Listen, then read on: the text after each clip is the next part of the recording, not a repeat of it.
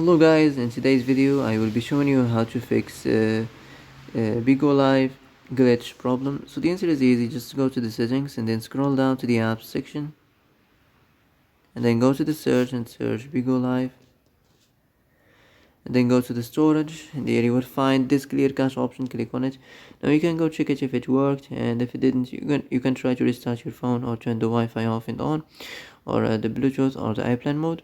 Also you can try to clear data, but be careful. If you clear data, all this application's data will be deleted. This includes all files, the settings, the accounts, the databases, etc. So be careful if you want to clear your data.